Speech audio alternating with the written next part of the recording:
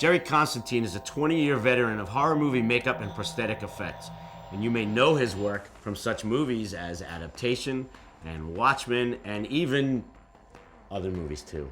What first got me interested was there was a movie that came out called Scream Greats. It was about this guy, Tom Savini, and if you don't know who he is, he's awesome. Of course. Once I started to learn how these things were done, you know, you can see like little how-to in the video, and I wanted to create reactions for the neighbors and stuff like that, and it was one way of getting attention. And that's ultimately what got me started. Back then, if you remember, we didn't have the internet.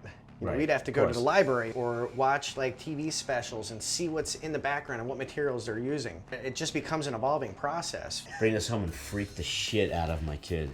So I've always wanted to get a life cast done in my head. It's something I've literally wanted to do since I understood that, like when you see a head get crushed in a movie. That is something that we can definitely do today, and there's so many things that can be done with a head cast. I'm way more interested in like getting my head smashed in with a hammer, or a knife through my head, or a shotgun blast to the head, or that could all be done.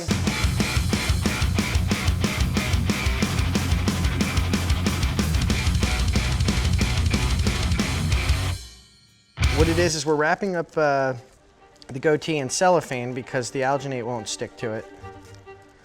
You know, it'll be actually sticking out of the life cast. We're gonna mold everything but that. And it's just like a little gelatinous stuff. It'll harden up, but when I say harden, I'm talking harden like Jell-O.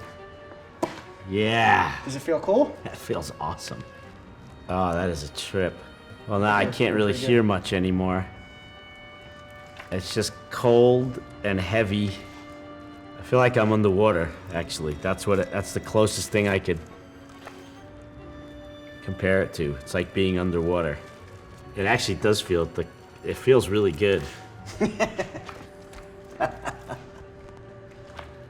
Oh, yeah. Now it's getting weird. And we're just making sure it steers clear of your nostrils. So you could actually murder somebody if you plug their nostrils with this, right? Could you suffocate somebody? One good exhale and it's out. Yeah. Oh. We're gonna go over your mouth now. Maybe we'd have to have a more dramatic death if the actor was getting fresh.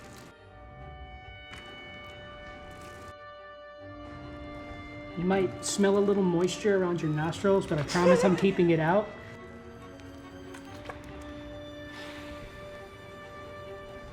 Scott, you said you can hear? Okay, great. Well, being you have nowhere to go, I was wondering if I could play my demo for you while you're in there. Don't make me laugh. All right, hang on there. These ones we can go a little bit slower.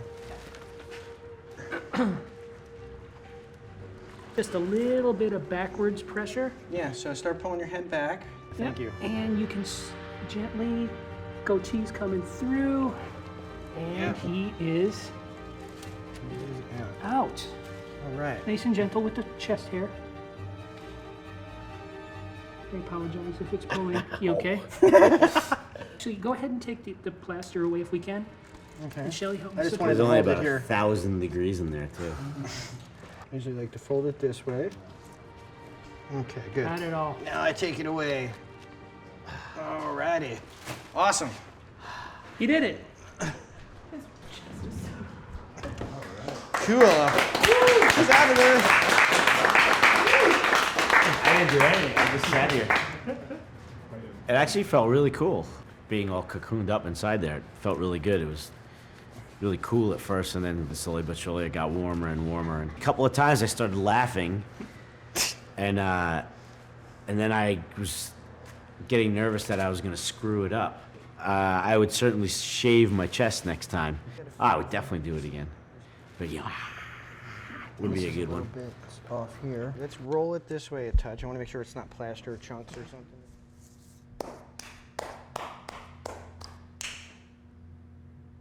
Jerry.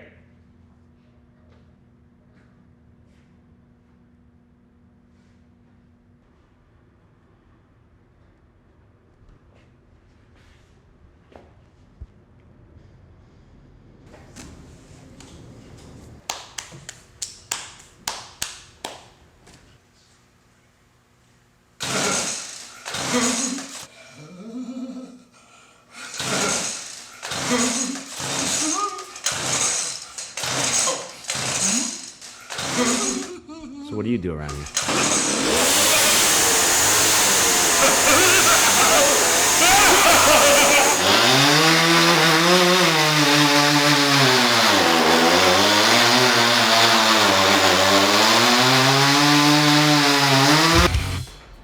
The whole process starts off with the life cast. And then from the life cast, we pour in molten clay so that we can sculpt the eyes open. And the hair was all bound up, so there was no chin. So we had to sculpt on a chin, open up the eyes, fill up any air bubbles, and re-detail to look just like human flesh. And then from that process, it's this long, tedious mold making deal. We have to put saran wrap over it, and then clay, and then divide it in half, and fiberglass on top of it, all this toxic stuff.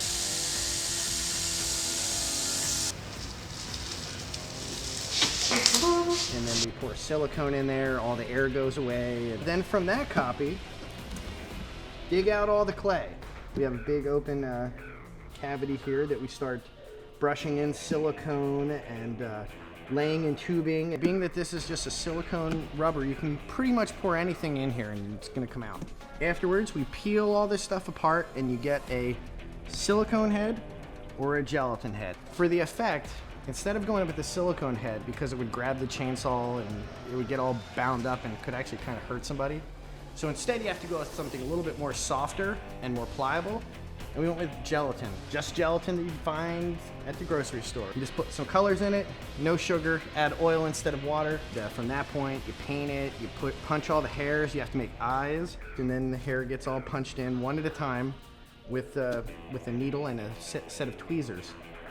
So very painstaking process just to make something that's going to get chewed up. The tubing is all set up in the back of these so that we can get some blood going, and you get boom, and this happens. All